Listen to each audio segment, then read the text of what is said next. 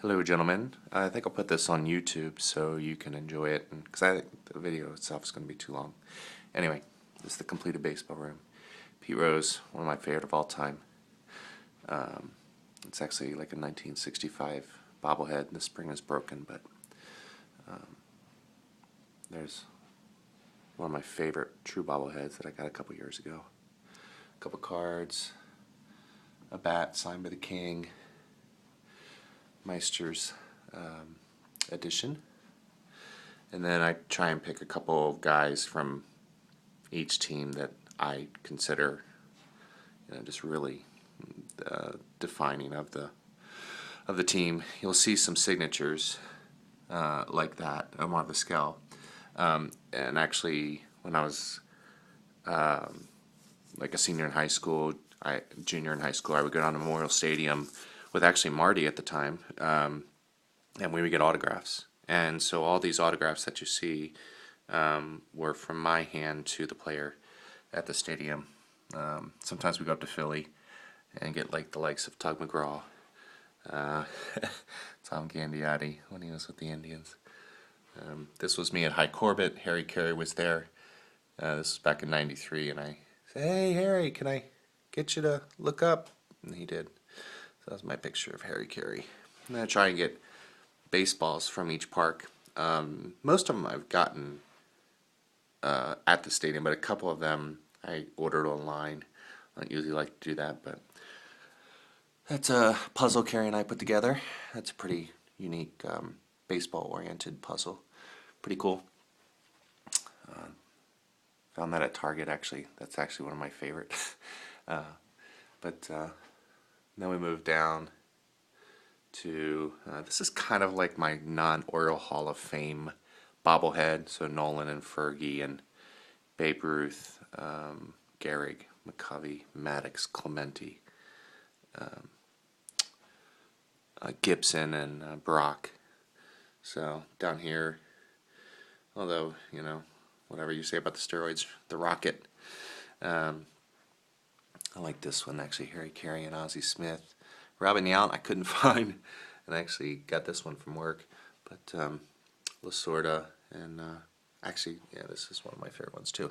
But once again, Fernando Valenzuela, Sparky Anderson, these guys I got, all these autographs I got usually in person.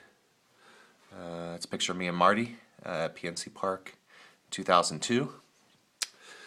Over here, this is Carey's granddad, Bill Gleason, and he was the clubhouse manager of the Toros for 10 years, I think. And in 1991, they won the whole thing. This was Arizona Star. I ran a column when Grandpa passed on. But this is his official tag in the locker room, the Toros clubhouse equipment manager. The Shadnick's family let me have that.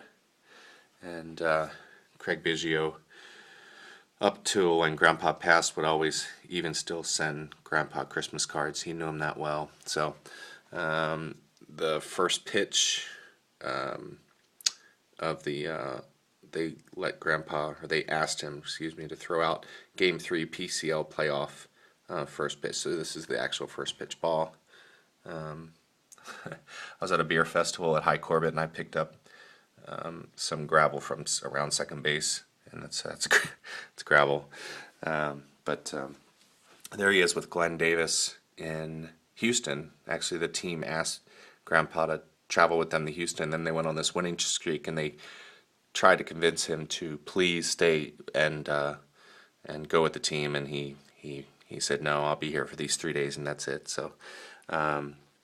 But just highly respected guy in many, many different ways. My D-backs kind of collection, it's kind of funny, most of these guys aren't here anymore. Brandon Webb, Dan Herron, Carlos Quinton, there's Chris Young, a couple Chris Youngs, Randy, Stephen Drew, Mark Reynolds, Chris Snyder, the All-Star glove, Herron and Upton, and Bob Melvin. And then we start the D-backs wall. Let me close that a little bit. So that's And I got some 8x10s blown up. That's me and Marty after the first year. And then kind of got some, some different ones. There's my jersey signed. There's all the jerseys of the years past and the bats used.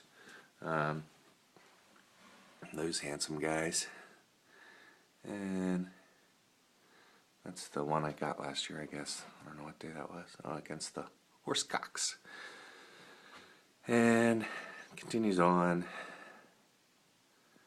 Put those together. I thought that was pretty funny. And all the signatures and stuff. My Dan Carlson picture. Thanks, Gregg. And that's another one that Carrie and I put together. It's a jigsaw puzzle of someone's actual baseball room. Took us forever, but it was great. Dan Carlson thing. And a bunch of other pictures. These are all obviously the player cards and stuff. Mark Grace bobblehead. This is a Waterford Crystal of the D-backs 2001 World Series ball. And of course, my once sober beauty, Carmen. So there's that. And then we go around to, this is kind of just a little area, but there's little replica stadiums and books, kind of a bookshelf, and then really like this clock. That's an Orioles clock, obviously. Then we go over to the Orioles side. Sorry about that. And just a bunch of, Orioles stuff, as you can see.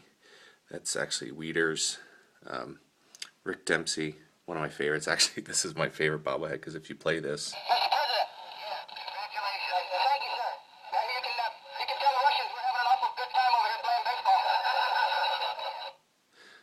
so that was his speech to Ronald Reagan after they won the World Series and Rick won the MVP.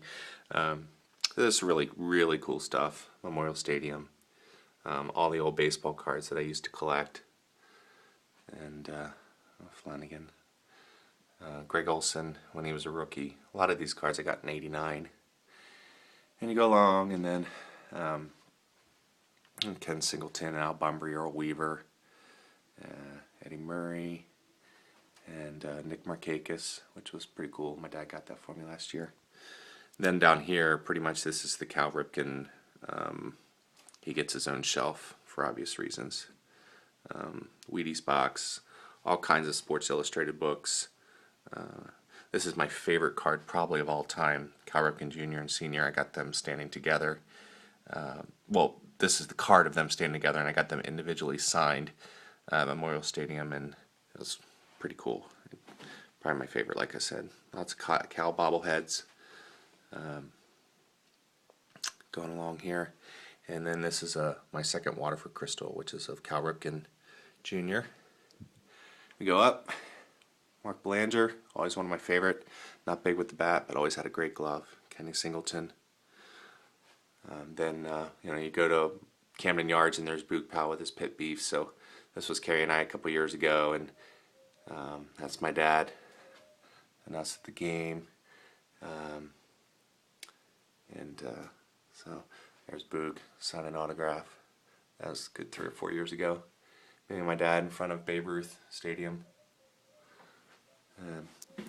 So then here's Brooks Robinson, who Sarah, my sister-in-law, friend of a friend, knows Brooks personally, and for a Christmas present a couple years ago, she got me a personalized jersey, signed it to me and mailed it out. And then all the Brooks stuff. That's actually one of my favorite ones. It's hard to see with the light, sorry, but Brooks Robinson with a triple picture of him diving, catching a ball. Original brick from Memorial Stadium. I actually, back in my journalism days, wrote an article about the closing of Memorial Stadium, and I sent it to Brooks Robinson, and he sent me back a personalized letter, which is really cool. He actually knew my Uncle Pete, who was here with my Aunt Essie. That's me actually with hair in Florida when I was 21. And that's my Aunt Essie with Brooks Robinson back in the day. And there's my Uncle Pete, God bless him. My Aunt Essie's still alive, actually. We just had lunch with her last week. She's 90, she's a badass. That's L. Rod Hendricks back in the day. Check out the 70s garb. That is a personalized letter from my Uncle Pete, from Brooks to my Uncle Pete, thanking him for their friendship, which is great.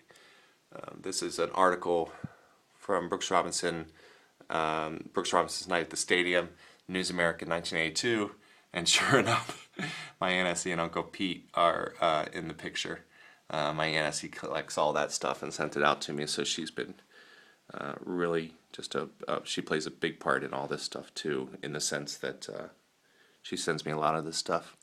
My dad gave me this for Christmas a couple years ago. Pretty cool. But anyway, that wraps it up. Just wanted you guys to get a full appreciation of the baseball room. Take care.